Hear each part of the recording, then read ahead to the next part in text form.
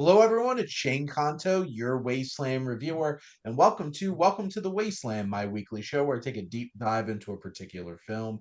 And we're getting into the final stretch of my Wes Anderson series, which makes me sad. This blew by so fast, especially compared to 80 weeks of John Ford. But I'm joined by two of my friends from Sif Pop. We have Luke. Luke, thank you so much for coming on. Always a blast to being here, now in video. Yes. Yeah, if you listen to all of my obscene content, you will hear Luke's voice a lot. And Yeah. then someone who I just got to meet in person for the first time, which was awesome, Nick. Thank you so Hi, much for coming on. everybody. Yeah, thanks for having me. It was a super fun time. I still can't stop thinking about how ridiculous that movie was. We watched A Working Man starring Jason Statham. No, So no, you didn't say it right. It's Oh, I'm a Working Man with Jason Statham. it's Cinema. like I'm st- Nick will get this because I'm still mad that when his daughter's like, I don't want you to get hurt, Daddy, and he says, I won't. I wanted him to be like, I'm not gonna be the one getting hurt. And I'm just like, come on. It was It was right right there. there. It was right there. One of my biggest criticisms of the movie was there's at least 5, 6, 7 points where I'm like, you could have threw a better one-liner in there, but you Mhm. didn't. Oh my Come God, the on. daughter had great one-liners. Daddy, it's you. It was so bad. I love it. I don't know if that one will not be coming up as a recommendation from any of us. But for those who have not tuned into the show before, we have three segments. So we will have coming attractions for April 11th, which is when this episode is going to be dropping. And then we have our feature film, The French Dispatch, and then we have some recommendations for you. Now, thinking about this weekend, there's a few wide releases. We have The Amateur, Drop, Warfare coming your way into theaters. Maybe one of them will make money. The box office could use it. Things are a little shaky right now. Mhm. Now, we have Luke. You brought up two that you were particularly excited about, and why were you excited about Drop? So Drop for me, I've seen the trailer, and weirdly, it reminds me of a movie from last year called Trap.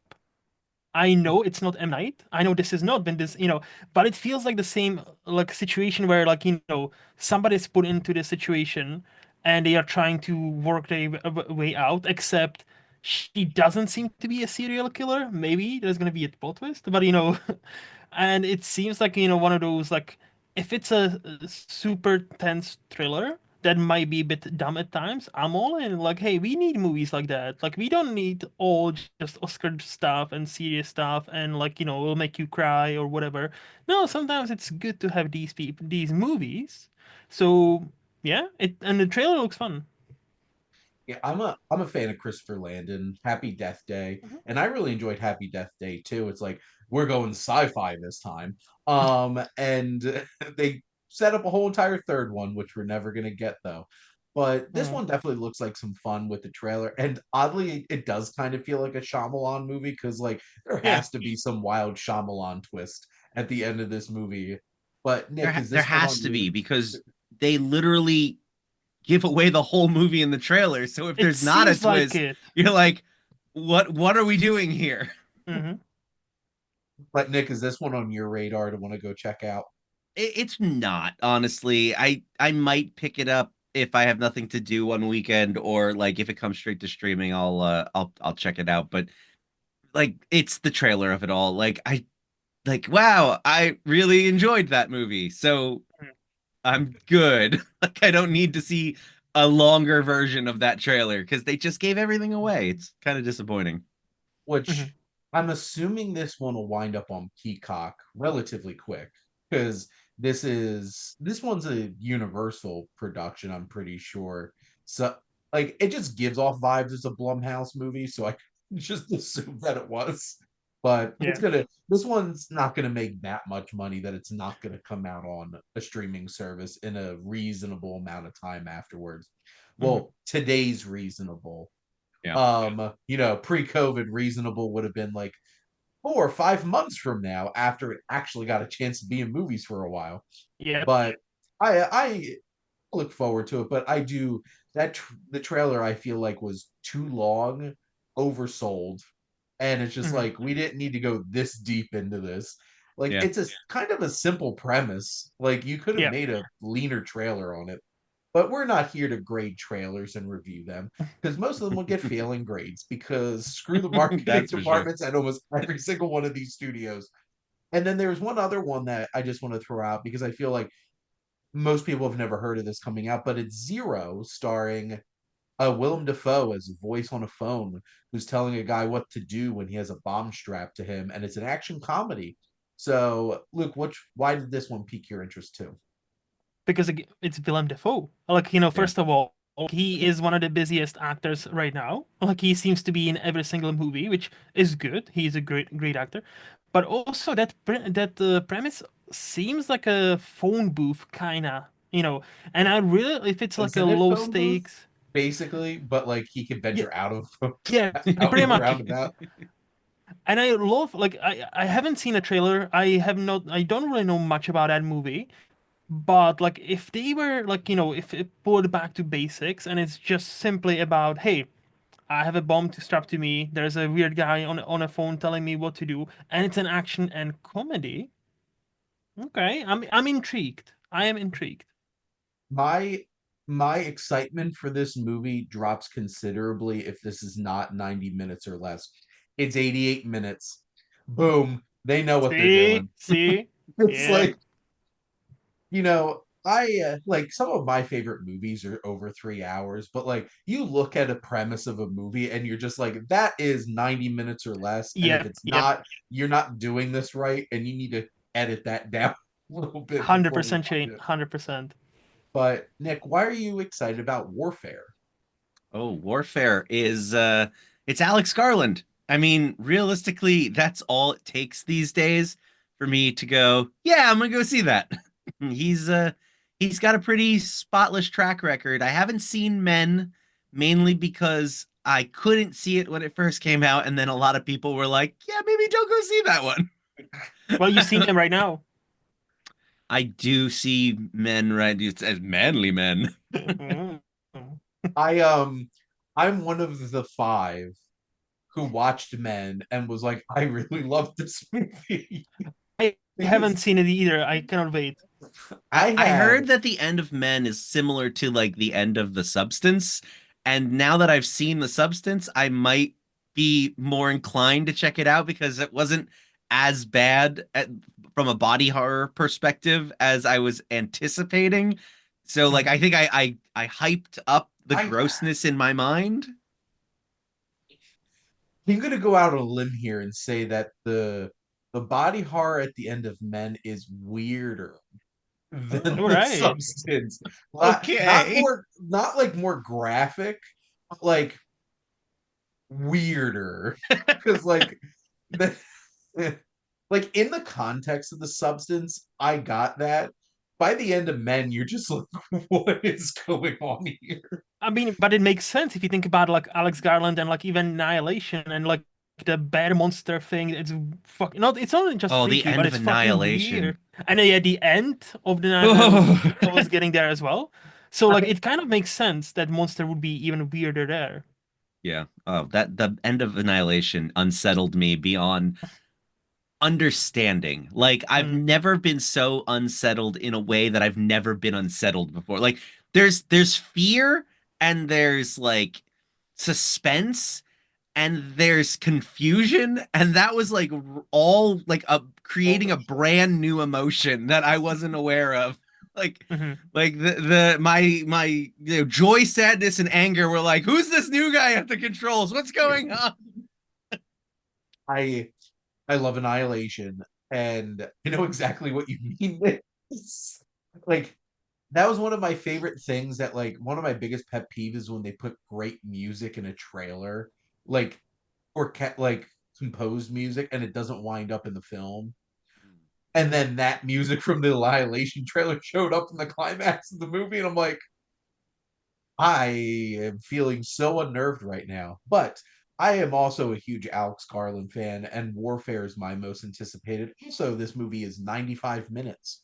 So this is like an intense, like lean Sensible. film. And I think I'm wondering if we're getting like two sides of Alex Garland's career at this point because there's the pre-Civil War and Mhm. now post-Civil War. Because like this makes a lot of sense in context of the fact that he just made Civil War Yeah. and is going this route of making this really intense reconstruction of this actual thing that the co-writer and co-director went through, which is Mhm. very interesting. And it looks intense. It has Will Poulter in it, Yeah, Cosmo Will Poulter Jarvis, really got Joseph my eye. Quinn. Like Will Poulter, like if I see him pop up in things now, I'm just like, he's no longer that really funny kid from the We Are the Millers meme. Now it's like this He's a bit guy, of a like, snack too. like when did he glow up? Yeah. Like, I because hear like he's the best part of that Death of a Unicorn movie that just came out. So I'm he made me laugh literally every single thing that came out of his mouth because he was just that funny in it. But this film looks really intense, really well put together. Quick side note, I'm also super excited that Alex Garland is back writing with Danny Boyle for 28 Yep. years later yeah. because ooh, spoiler alert, that's definitely going to be my most anticipated movie for that weekend when I get up to that episode. So there's fans of Alex Garland here, but Luke, are you excited for Warfare? No, of course. But I had a feeling one of you would snatch that, so I was like, you know what? Let me go with a silly trope. But no, There like we of go. course, like Garland is again. I only haven't seen Men, but I'm kind of hyped, even though like I know the reception wasn't as great as for his other movies like Ex Machina and Annihilation and even Civil War. So yeah, no, I'm hyped. Or his movie Dread that he totally directed and didn't just write. Yeah. It's one of those movies where it's just like, did they really direct this movie? Mhm, mhm. Probably. But let's get into our feature film, which is The French Dispatch. And I have some background here. So this film released in 2021 at the height of, am I going to the theater for this? Am I venturing out for this? Yeah. Um, Fun fact, I actually saw The French Dispatch as a double feature with Dune Part 1. Nice. Which Dune Part One was the first film that I saw at a prime time screening post COVID, like Oh, post like the shutdown and everything. So Yeah. because I did watch all of those Warner Brothers films on Max day and date and not go to the theater because Mhm, my wife and her asthma and her not being allowed out places until there was a vaccine, she couldn't even go to work. It was a mhm. strange time then. I started going to yeah. drive-ins, which was an interesting experience where I saw a tenant on a shipping container at the Philly docks. Uh, for a As drive-in. Christopher Nolan intended. I Indeed. watched Tenet exactly how Christopher Nolan intended, listening to the audio through the radio of my car while a screen is draped over a shipping container. Well, I mean, in fairness, I don't think he really gives a shit about how you listen to his movies. So it's all about the visual with Christopher Nolan. Actually, it was preferred because I got to control the volume. Oh, yeah. I can modulate. I'm like, wow, my brain isn't going to explode because I can't handle the music and the sound of this movie right now. But Wes Anderson did write this on his own, but the story credit goes to Anderson, Roman Coppola, Hugo Guinness, and Jason Schwartzman. So basically, Jason Schwartzman and Roman Coppola are just hanging out with Wes Anderson, coming up with ideas for his movies.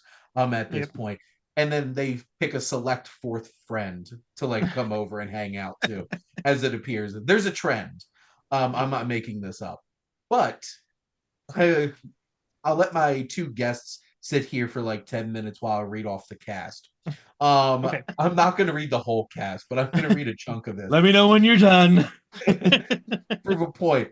So we have Owen Wilson, Benicio del Toro, Tony Revolori, Adrian Brody, Tilda Swinton, Bob Balaban, Henry Winkler, Leah Seydoux, Francis McDormand, Timothy Chalamet, My Lena boy.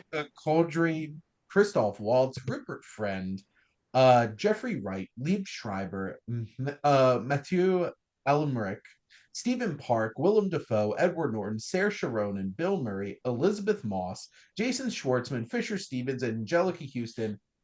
It's more, which I can't believe how many.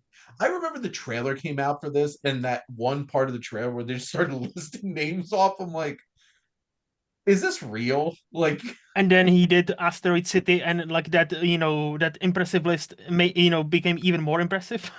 you know, Yeah. it had a budget of $25 million, and despite coming out during the pandemic, still made $46.3 million worldwide. Okay. Follows three different storylines centered on the final issue of the French dispatch of the Liberty, Kansas Evening Sun, set in fictional Ennui-sur-Blaze. Ennui. And if you didn't know what ennui is, you should watch Inside Out 2, Yep. where they'll explain it to you. Um, first mentioned as an untitled musical set in post World War II Europe, Anderson describes as a love letter to journalists. This was delayed from 2020 and debuted at Cannes Film Festival.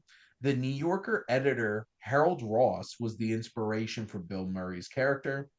Wilson's Cesarac was inspired by New Yorker writer Joseph Mitchell. Food journalist Roebuck Wright, played by Jeffrey Wright, was a combination of James Baldwin, A.J.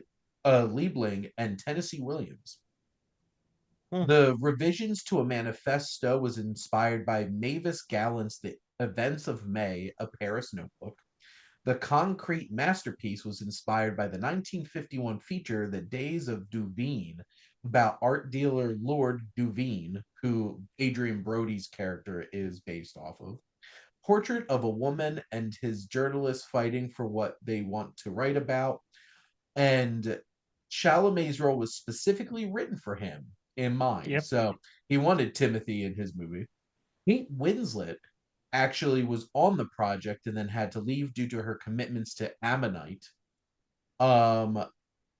Cinematographer shot the film on 35 millimeter print. The film was shot without modern filmmaking techniques, including they used scaffolding and ropes to do the what would be crane shots today. Mhm. So Wes Anderson just wanted to be hipster AF, and we're just like, leave them all at home. We got ropes, we got Yep. wood. We Got a have really tall dude who can hold us up. Yeah, exactly. Used a 137:1 aspect ratio used because of the French films that inspired it. In Cold Blood from 1967 was a main influence for a lot of the lighting in the film from the cinematographer. The animated sequence was inspired by Adventures of Tintin and Blake and Mortimer. If you've ever looked at Tintin and then watched that sequence, like that's pretty Yep. obvious to see. The set design was meant to be more of a Jacques Tati's Paris or a memory of Paris instead of actually trying to capture modern day France. 125 sets were constructed for the film. It's insane. It looks like it, yeah. Yeah. A real building in Angoulême, I'm not French. I don't speak French. I'm not very good at it. I do my best. Was the headquarters for the dispatch. The set decor was inspired by the Red Balloon, the 400 Blows, Bon Depart, and Vers Seve. And Catalonian-based illustrator Javi Azrenez created the magazine covers that they have, especially towards like the end where they're showing all those covers inspired by the New Yorker. And Desplat brought on pianist Jean-Vis Thibaudet with influences from Eric Satie and Thelonious Monk to do the piano score that goes throughout the film. So yeah, if you couldn't tell, Wes Anderson's a hipster, and has a lot of influences, and likes to be a hipster with things. But Luke, let's start with you. What are your general thoughts on the French Dispatch? So my general thought, this is my first time watching this because of this podcast, so thank you, Shane. And I really like this. Excuse me. I will say I really gravitated towards the first story because basically it's three stories, separate stories, and then the French Dispatch is like the unified.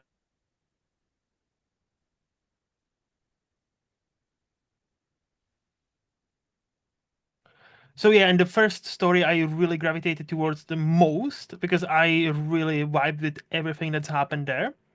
And the second story I also really liked. I enjoyed the third one, but I just couldn't make a sense of it. So I'm hoping this debate will actually help me, like to pick your brains, like you guys' brains.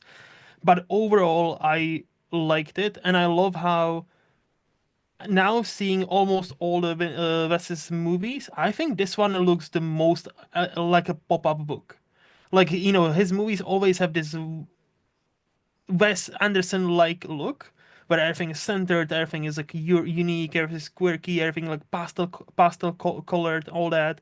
However, this one feels like genuinely like you'd open up those like pop up books, and each set would pop up on you, and like you can see it almost like moving back and forth, and I really really like that. So yeah, those are my brief thoughts. How about you, Nick? Yeah, I really like this one. Back when it came out, I had ranked it like in my, I want to say it was maybe like number 6 in my top 10 of the year. Like, I believe my letterboxd review was the most Wes Anderson movie to ever Wes Anderson, Yep. because it really was. The what Luke said about the pop-up book is spot on. And Mhm. that's kind of what I love about his style in general. Like when I go back to his older movies, I don't like them as much. And the more he gets to his quirky stage where everything kind of pans to the right and pans and then pans, like, and there's different scenes like that's styled for some reason. It's just so weird, but yet still accessible. It's not so out there that you're just like, what am I even watching? Like, this is so Mhm. dumb. Like, it's still, it captivates you as it's doing something that no other movie does. And I think this movie does it the most. I think one of my favorite parts of this movie is how he almost like captures the still painting where it'll pan over and like it'll just be like a scene of people frozen in place. Yeah, yeah, yeah. And like he has not done that really in any of his other movies, and in this one it just works so perfectly. It's almost like you're flipping to the next page of a newspaper and Mhm. looking at the picture included in the newspaper. It was really cool. And I had to laugh because when they did that in the prison fight, when all the like, and it just pans across the scene of everyone like mid fight, for some reason my brain immediately went to the hallway scene in Guardians of the Galaxy 3 and like equated the two. Like, this is what that would look like if Wes Anderson directed it. Like, Mhm. it's, it was it's a really fun movie. In terms of the stories, I think I like the first one the best. I like the third one a lot. Um, because it just gets so weird in the third one. I love the Mhm. animation flips. Oh yeah. And then the second one I liked a lot more this time. When I saw it the first time, I was just like, that one was a little too long. But this time it really was a lot faster. And Timothy Chalamet, man, he's like, knowing him Charmaine. better now, he's so funny. Like, I love him. Yeah. Yeah, this is out of all of his feature films, this is still towards the bottom for me. Okay. But it's like Wes Anderson is one of my favorite directors, so saying that's not really like Hmm. not it's not like I'm saying like, well, the Coens are my favorite directors and Lady Killers is definitely my least favorite of their films, which Lady Killers is actually like a humongous step down in Hmm. Hmm. terms of quality. This is still like I really like this a lot. And I think the only thing that's holding it down from being something that I love is that I don't consistently love it across the film. And I think that's always the challenge when you Yep. present an anthology film is that if they don't reach the same level of Hmm. quality, there's going to be some disconnect.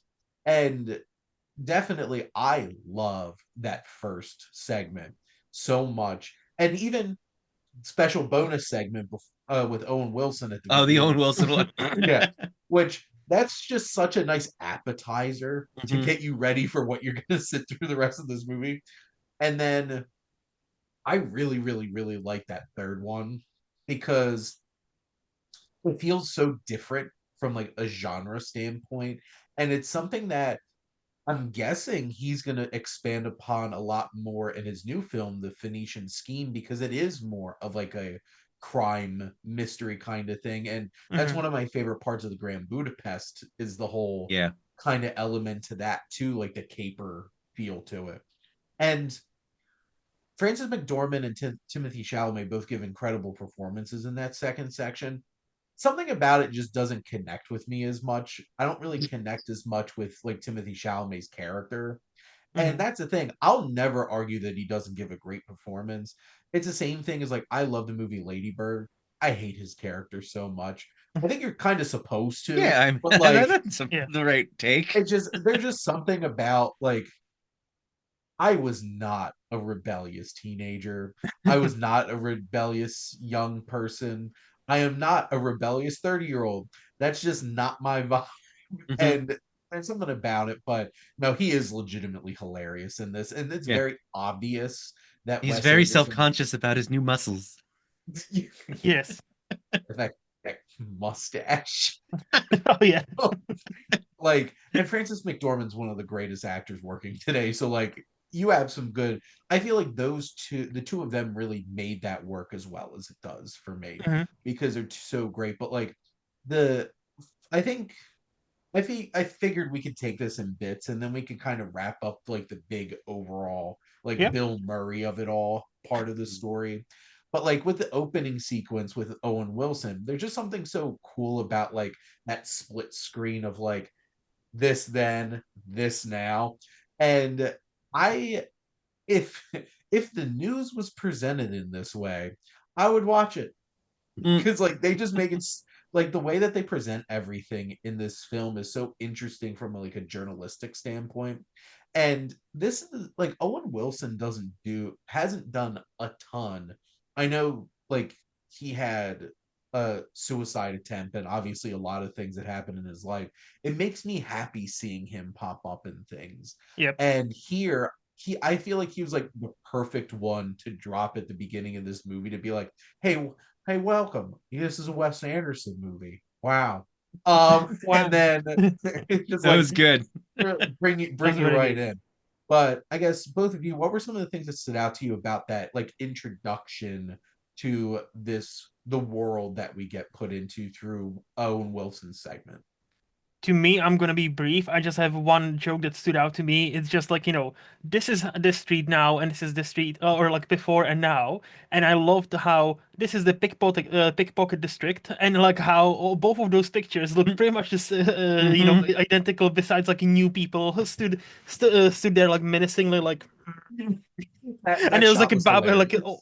yeah, like an old like a lady, like babushka, like standing there, like in the right. Like, Yeah, I really like that. that was a good How scene. about, how about you guys? I have a quote that stood out to me that I don't you never catch it the first time you see it, but like when you're able to rewind and go, wait, what did he just say? He Hmm. goes, after receiving the host, marauding choir boys, half drunk on the blood of Christ, stalk unwary pensioners and seek havoc. I'm just like, that's the most Wes Anderson line ever. And it was so funny because and the visuals that go along with it. A bunch of little kids start like harassing an old lady. It was Yep. great. Like, yeah, the everything about the Owen Wilson scene, it's quick, it's funny, it's filmed interestingly, and it's a nice palate cleanser for what you're going Hmm. to be experiencing throughout the film. Yep. Absolutely. And it's just so creative in the way that it you need to feel the vibe of this place. And it's all vibe. Vibe check. Hmm. Definitely. Boom. You got it. And Hmm. then going into this first story, which I guess the basic idea of this is that you have Benicio del Toro, who is this artist who's in prison, who has this interesting relationship with one of the prison guards, played by Leah Seydoux, who he's painting nude. And then Adrian Brody gets a sniff of it, and he's like, "I need this art." All while Adrian being Brody, who is playing Guy Pearce from The Brutalist in this movie. I couldn't help but realize that parallel. I'm like, wow, that's so crazy. Kind of, yeah. Which, like, I think my favorite Adrian Brody is him playing a douchebag in a Wes Anderson movie because he Yo, does did it in you? Grand Budapest. He Yep, Grand does. Budapest. Yep. Did you catch when he was in the courtroom and he goes, "I'll be brief," and did you also not die? It's like, oh my God, he was quoting his own movie at the Oscars this year. It's wild, just Yep. wild. And I love the framing devices in some of these stories because, like, and I think this is the interesting layer that I like about the first and the third one is the framing devices used. Hmm. And here it's Tilda Swinton in this very specific kind of outfit presenting. I lost it when she's flipping through and it's a it is a tasteful nude of herself. Yeah. And I'm just like, Oh, that's the damn. wrong slide. He That goes, shouldn't "Oh, be that here. oh, that's not me. That's me. What's that It's doing like here?" I I'm like, don't be coy. You put that I I didn't understand why she was cosplaying Margaret Thatcher, but okay, like it's still a Swinton, so like I'll give her a pass. which I'm like, there's something so interesting about Tilda Swinton, just generally, even like not thinking about as an actor, because she's on my short list of if they turned out to be an alien, I would not be surprised. Right below Jeff Goldblum. Uh, Yeah. but like she like she's charming and sexy, and then just slipping the tasteful nude in there, I'm just like, she's laying some stuff out there because then it also like layers on to like this story is very sexy and like the idea Hmm. of and generally Wes Anderson doesn't get to that point in his Nope. movies. Like there's very few times. The sexiest he's ever been was Hotel Chevalier, which is that short film with Natalie Portman and Jason Schwartzman. That's I like mean, a did you not see Grand Budapest in the scene with Ray Fiennes and the old lady? What are you talking about? He's been sexy before.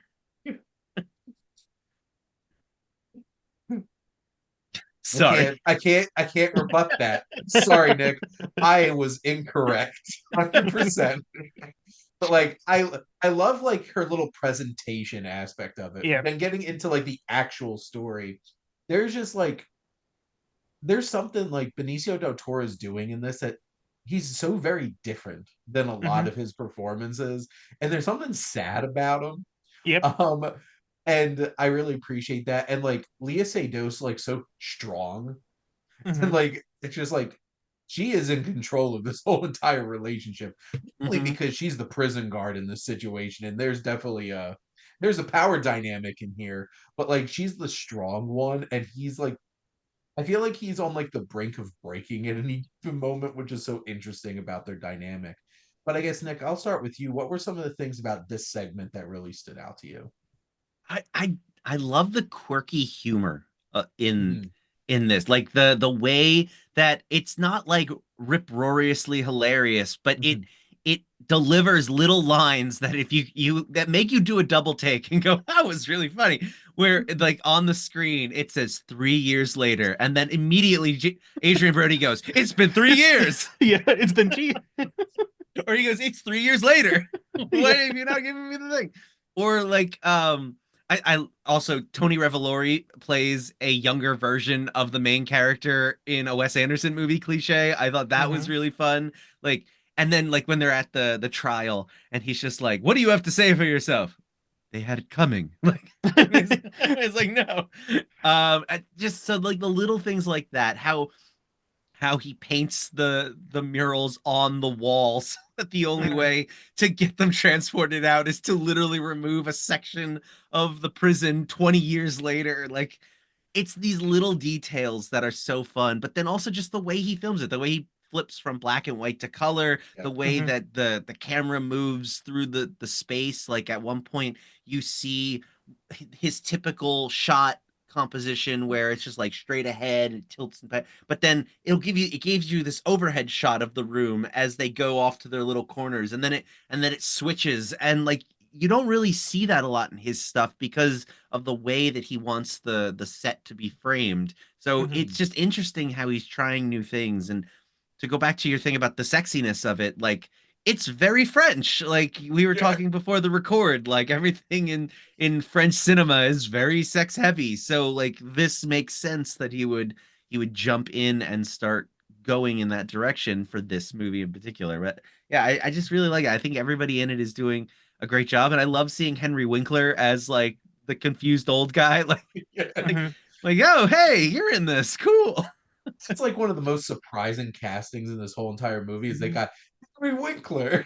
And Yep. like him and Christoph Waltz are like the most two random castings in this movie. I'm Yeah. just like, neither of them are in it very much, and you're just like, they got Henry Winkler to be in this movie as one of the two uncles.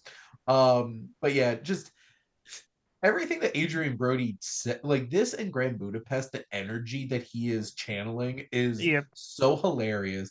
Anything that he says is hilarious because he's just constantly like on the brink of just yelling. Hmm. And there's something just so uncontrollable about that. But like, what are some of the things that stood out to you about this segment? So this is where I'm gonna talk for like 5 minutes, so please forgive me. Okay. Like Adrian Brody, first of all, like another line is like when they have the final like, oh, it's a fresca, it's a fresca. What? Why did you make it in fresca? And like the guy, all the prisoners want to bribe as well, and it's like I didn't bring 60 million francs. What will happen if if this doesn't happen? Like if they don't get the bribes, and he opens the room and all the prisoners are just there ready, like that one shot with full of prisoners. And they're like, what do I do now? Close the fucking door. He closes the door, and the wall collapses, and he still holds the door. I was like, that's so funny. But see, it's out of all the funniness, or Tilda Swinton again cosplaying Margaret Thatcher brilliantly. By the way, she's Scottish. How is she Scottish? It doesn't make and nothing about her makes sense, and somehow she's one of the best actresses of our generation. She's an alien. She is, but also like quite cool alien. But out of all of that, the story itself. So you pronounced her name several times. Isn't it Leia Sidhu? I always heard it pronounced like that, so I don't know. So I'm just asking. I'm from America. I All don't right, speak French. I'm from That is Scotland. my disclaimer. I've heard it pronounced several times as Sidhu. So that's how I'm gonna call it. I think her performance was absolutely amazing. I think what she does with just like her eyes and her look is like when she tells Benicio del Toro, "Oh, I don't love you," like straight away, like matter of fact. But you can tell there's no malice. You can tell there is nothing that she doesn't try to hurt him. She just wants him. Quite the opposite. She just wants him not to be hurt, right? And the story, like how the thematically it's basically a writer's block. Like like if he gets imprisoned, and even the title says this there's a heading says, for the first 10 years he did not create any art, and then he meets her and starts to create again, and then it shifts to from writer's block to you have art, you're an artist and you get paid and you need to deliver, but what if you don't have the inspiration? What if how to create on a deadline when you're not used to that? And that one section, that one first story speaks about so many things concerning art, money, the value we put into art, because and some people don't get it. Some people, this is modern, yes it is. We are too old for to understand it, yes we are. And it's just all of that beautifully wrapped. Only thing I don't like about this story comes from the real life. Apparently, if IMDb is to be trusted, Leah Sidhu was not told anything about the nudity until she arrived on the set. Well, I that's don't. not cool. I was gonna say I don't look. I don't. I'm not trying to suggest Wes Anderson is a bit of a creep or anything. I think that was a bit dodgy thing to do, and I really hope he's never gonna do this to another actress again. Because like I would not blame her if she just walked out. Yeah. Especially full frontal nudity like hers. That's not cool, dude. I like you, but that's definitely a dick move, and I hope he's learned the lesson from now on. I'm But wondering if he gave the same not heads up to Tilda Swinton. I hope I hope not. No, but just like so that's the only thing I was like, oh, that feels.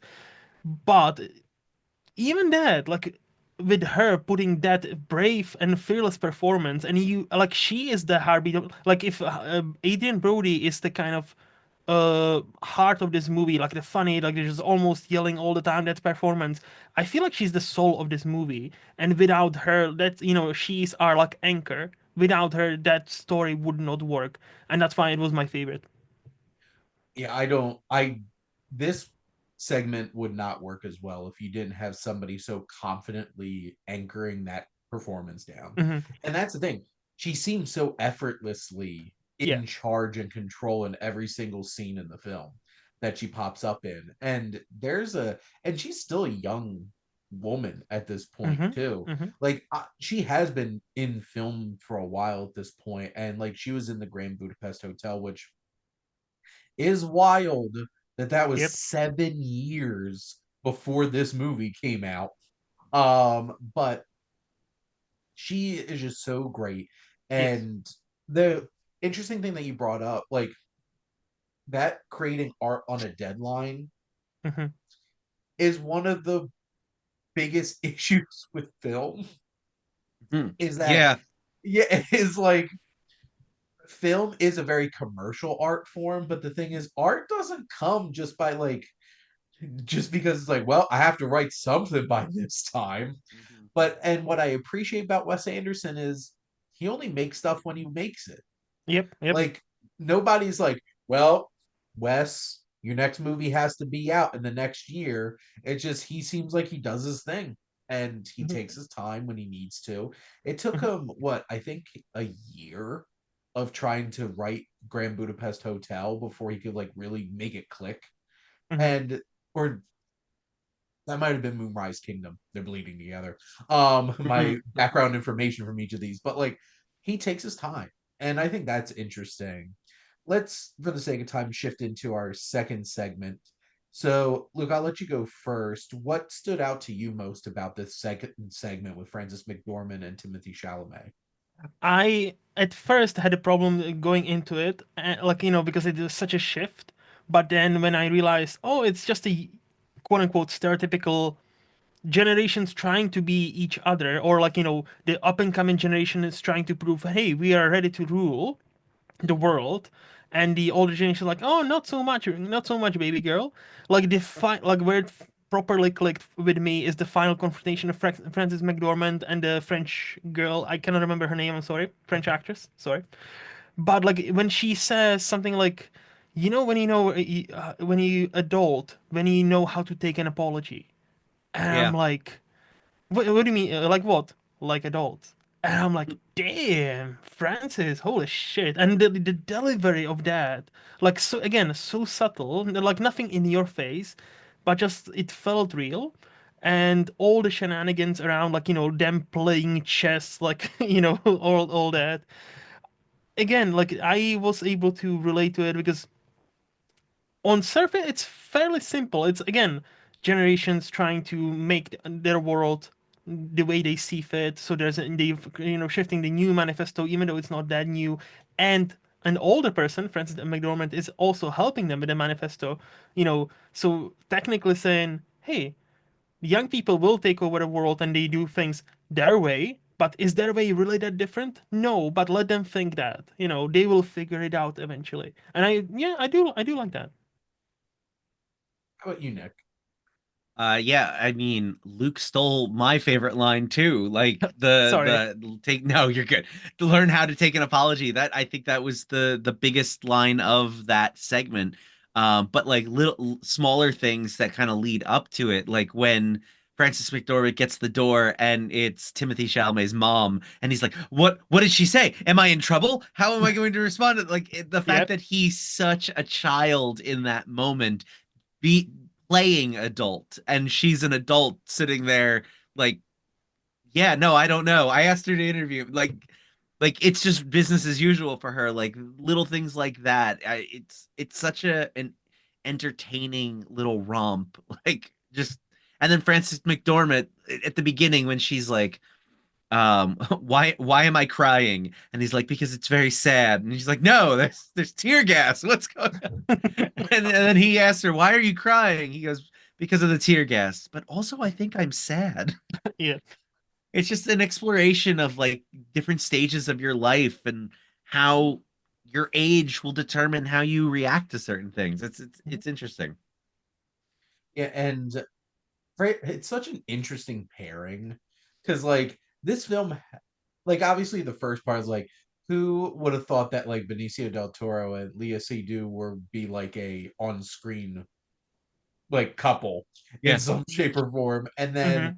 like this whole entire middle one, it's like Frances McDormand and Timothy Chalamet anchoring this down together. It's just like it's such an interesting dynamic, but they're both so talented in their own ways and bring so much to the table. And Frances McDormand can do anything. Like Yes. her performance in Fargo as Marge is like one of the premier performances in any movie, I will argue. And Timothy Chalamet just brings us such a strange quirkiness, and like even just from, and we didn't really mention this a whole lot, but just even like the hair, makeup, costuming, and everything in Hmm. Wes Anderson movies in general, but like just the look that they gave Timothy Chalamet for this movie with that a little bit of mustache. Yep. It took until Dune Part Two for me to really take Timothy Chalamet seriously as an adult. Mm. Because like he just seems like a kid in everything, and then he goes full like power mode in Dune Part Two. Yeah. I'm like, oh Oh, damn, absolutely. he, his voice dropped and dropped some bass there, and now he's an actual like here. He just the little like peach fuzz mustache to me is just like there's something about like him trying to act older than he really is, but like tr- like you this isn't a quote from the movie, but I feel like you realize that you're finally an adult when you stop trying to be an adult Hmm. Hmm. and you Yep. just be Yeah. an adult. You just deal with it. Like cuz that's Yeah. what life is. Just Hmm. deal with it. Unfortunately. Yep. Um and here I just love their dynamic together. But I really enjoy how another parallel to another movie later on, he's essentially baby Paul Atreides in this with all the other teenagers in the protest essentially yelling Lisa Hangaib to him as he's like playing chess across a barrier with yeah. the like the way they see him as a leader and how he is trying to he has a manifesto, he has a way of doing things. I want to know how do you get your own manifesto out there? Like what is the criteria for doing manifesto? Because Well, today he on seems the to do it internet you well. could just I was gonna say, just yeah, today we have the internet, yeah. it's like somebody has a and I feel like 10 years ago it was like Tumblr. There It's you like it's like go check out my Tumblr. go. Check out my blog. I hear it's getting better. Now, how about this last one? So, Nick, I'll let you go first. What were some of the things that stood out to you about the last segment? Well, naturally, being narrated by the wonderful Jeffrey Wright Oh yeah. is a huge plus. I could listen to him read the phone book and be captivated. He Hmm. has such a amazing voice. Like he was the perfect cast for the Watcher in What If. Like Yeah. every time he shows up, like I loved him in American Fiction. I cannot get enough of Jeffrey Wright. So that's a huge plus for me. But then um, you've got Edward Norton as the criminal, and Edward. I think the thing that stood out in this when he comes and kidnaps the kid, and he lands and he's wearing his ballet slippers, and he's like, and then he slowly tiptoes off stage, like only Edward Norton would commit to that level of silliness. And I just love it because you don't see him as that type of actor typically, but when he's with Yeah. S. He's always like on point. And Hmm. then I really enjoy the goofiness of the animation sequences. Like even when it's not animation, it almost feels like a zany cartoon, even when it's live action.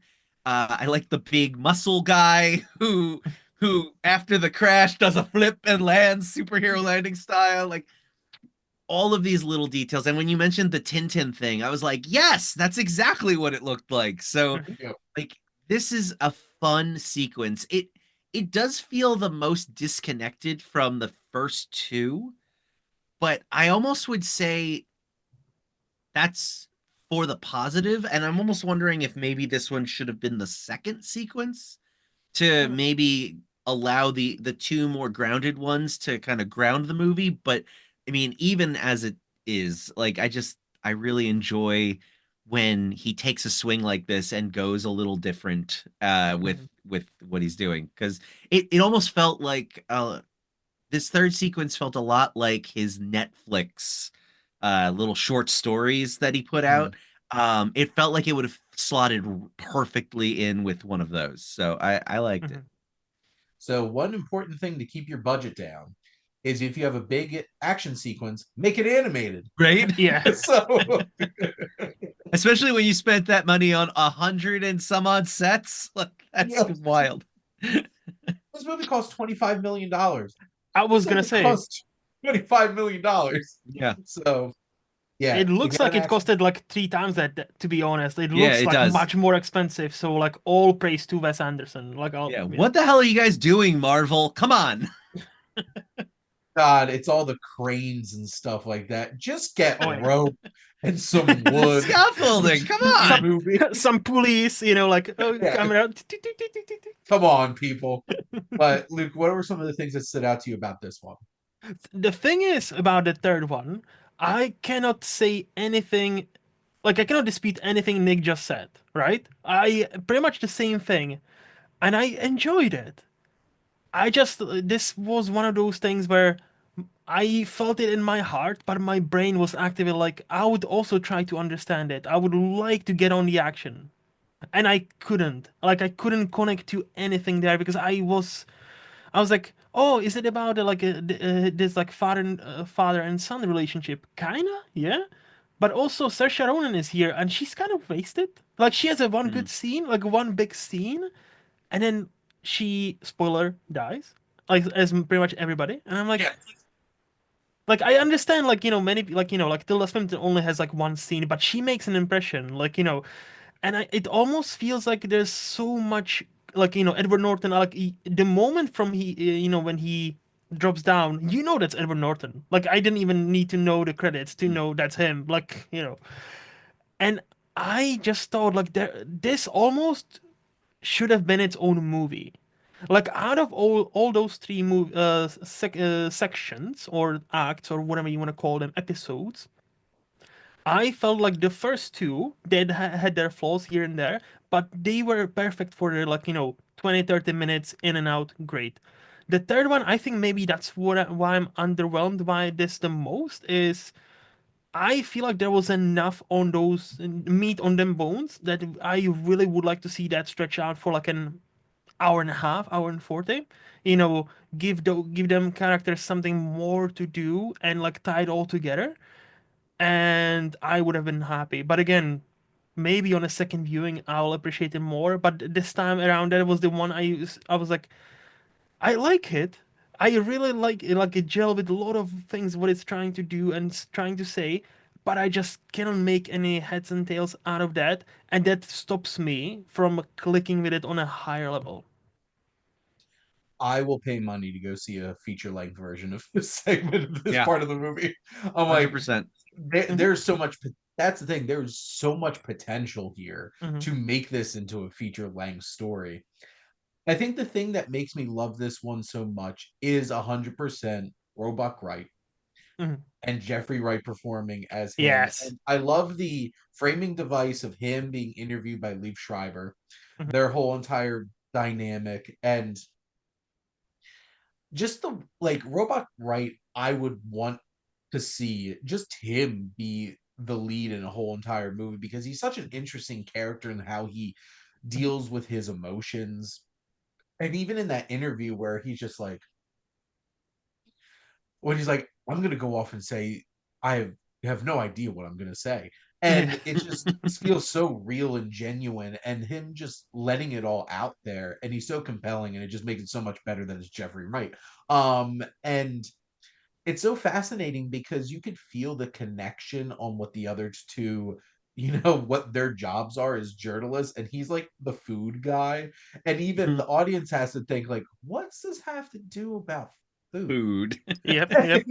And it's a fun way. And here's the thing: this one is Jeffrey Wright's part of it adds depth and intrigue to it. But overall, this segment's just fun. It Hmm. is a silly, cartoony kind of caper. And I think that's what really works about it. Yeah, that Muscle Man is so much fun. You're just wild.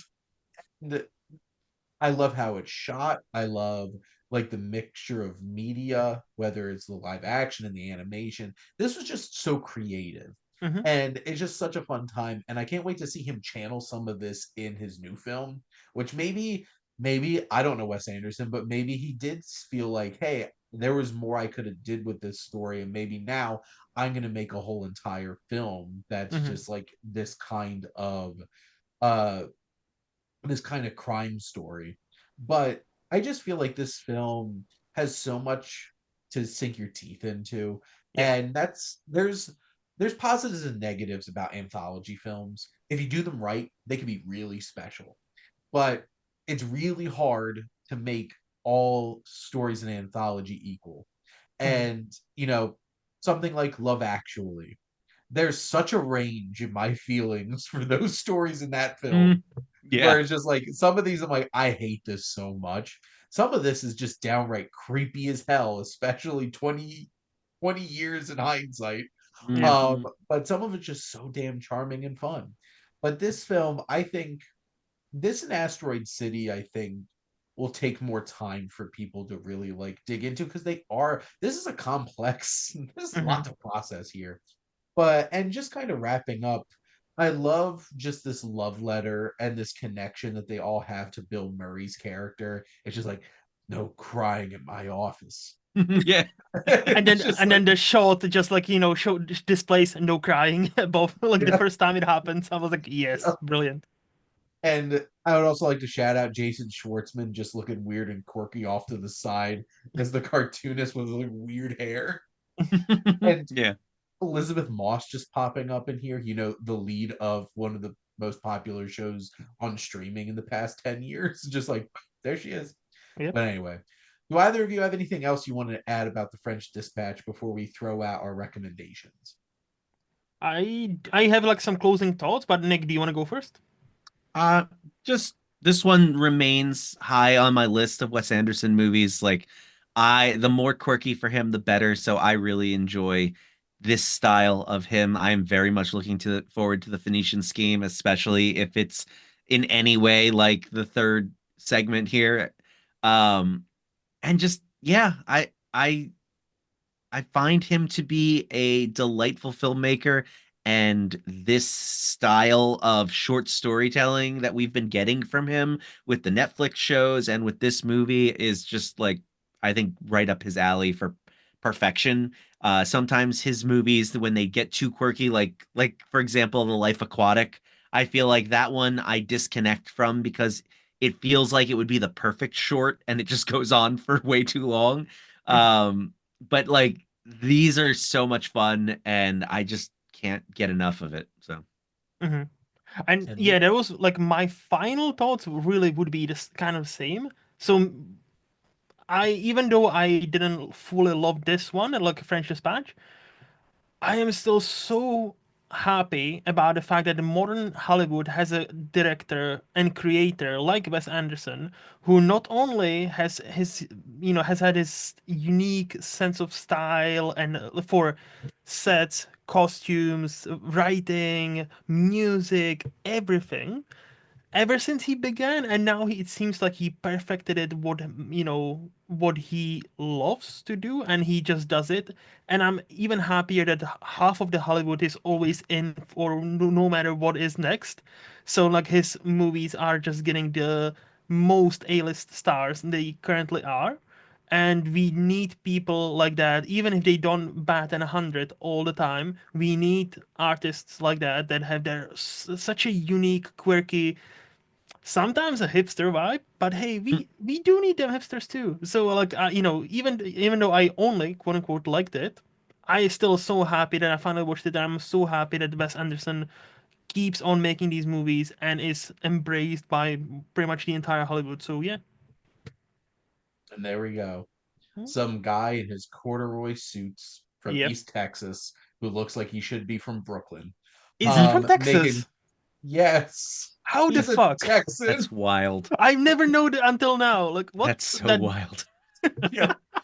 Well, yeah, him and Okay. the Wilson brothers, all from East Texas, which is the strangest thing. like At least Wilson's, I kind of it's like get, but outside of him? Houston, Yeah. which is like I guess the Brooklyn of Texas. That makes sense, yeah. But like, there you go. But let's go through some quick recommendations. Luke, what would you like to recommend to everybody? All right. So we've talked about French cinema.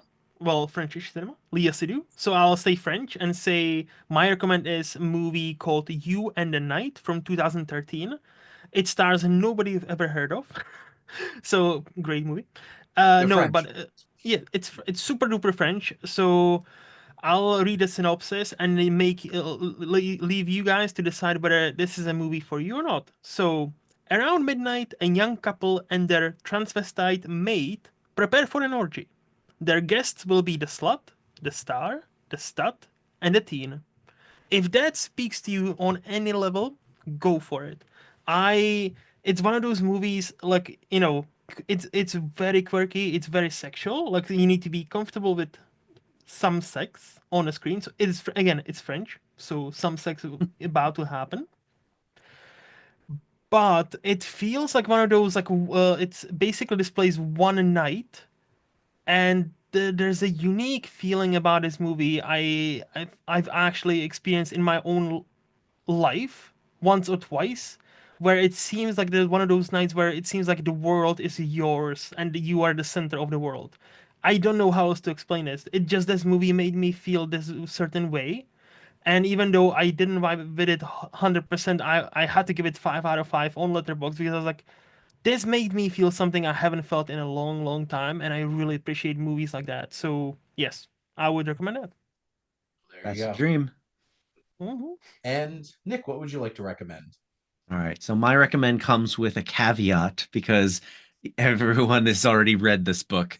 But a couple months ago, my wife, concerned that certain books might get banned in the United States, brought up Animal Farm, and I had surprisingly never read it before. So she's like, I have it. It's in the basement. Go get it and read it. It's only 140 pages. You would think I would have flown through it, but the realness and on the noseness of this book has led me to believe that not only is George Orwell a time traveler, but I couldn't do a more than a chapter a week. Like I had to sit with it. Like, holy crap, that's exactly what's happening right now.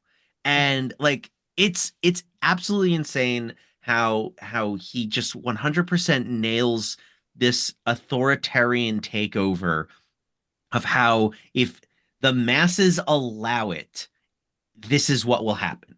And I just the thing that got me the most was at the by the end, throughout the book, the sheep, they follow without question, and they always repeat the phrase, four legs good, two legs bad.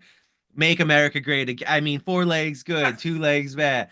And then at the end, once the pigs have decided that they want to work with the humans and they take the sheep off and they teach them the new phrase, four legs good, two legs better, and the pigs start walking on hind legs. And sorry, spoilers for a book that's very, very old and you really should have read it by now, like me. I couldn't believe the messaging there and how that's exactly like when I see the videos of the idiots going, they're going to be making you drive electric cars, and now they're all peddling Teslas. Four legs good, two legs better. Like, oh my God. Like, it's, and I know I'm the idiot for not having read it in so long, but just, I cannot believe how exactly to it. Like, it's like they studied this book as a how to, as opposed to the rest of us needing to study it as a how to prevent. It's, anyways, that's my little revelation of like, hey Nick, maybe you should have read this a long time ago. Like, Hey, it sounds like you read at the perfect a time perfect time, yeah. The perfect time to be sad. to be sad. So I But yeah, have Animal Farm, really great book. Check it out. yeah, I highly recommend it. it is one of my favorites. So is 1984. We're in Animal Farm now. Soon we'll be in Yeah. 1984. But my few recommendations here, quick. So a new film that I watched, thank you very much. And this is a new documentary about Andy Kaufman.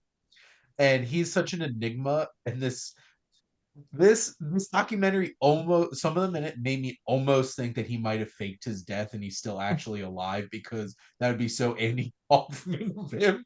It's such an interesting documentary. Like, it does have some of your standard like biopic-y structure of how to do a documentary, but he's such a strange person, was such a strange person, and you get to hear from him a decent amount. And like, I he is the man who invented anti-humor.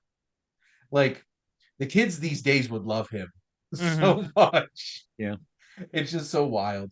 One film I watched off my watch list was The Ratings Game, from writer, director, and star Danny DeVito, playing a Italian guy from Newark, New Jersey, who makes a bunch of money in trucking, goes out west to make it in show business, and winds up manipulating the rating system to get his very Jersey Italian content over on television.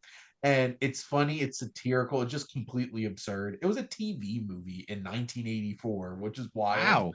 Wow. And it's just a load of fun. And like, never does this movie take anything too seriously, which I think is the right thing. And Rhea Perlman plays his love interest in it too, which is also fun, seeing the two of them in it together, and they have great chemistry. I wonder why. I Yeah. wonder. Who would have thought? That sounds like something like his character Frank on It's Always Sunny in Philadelphia would have done, to be Yeah. honest, that movie. We're going to be talking about this in my movie club. That's why I watched it. And my buddy Joe and my buddy Kevin are huge It's Always Sunny fan. We're going to be for this Yep. conversation. It's also aggressively Italian American, and I loved it. He makes an animated show called The Goombas, who are fish that talk like they're from Jersey. It was hilarious. I'd watch it. And then one of my movies I rewatched, I had my friend Haley over, and this was on her watch list, and I mentally prepared to rewatch Bone Tomahawk. Ooh. This is a gritty, intense Western with some of the most disturbing body horror you'll ever see in a movie ever. Just be warned. What you see happen to human bodies is something. Yeah. But this has a great cast: Kurt Russell, Richard Jenkins, Patrick Wilson, Matthew Fox, when he was still doing stuff, post Lost. Um, and it just has like a really great cast, some great character actors thrown in there too. It is an unnerving experience, but it really hits the horror, it hits the Western vibes well. And it was obviously made for like a small budget, but S. Craig Zahler makes some really intense, like, exploitation-esque films from like, this feels like it should have came out in the 70s.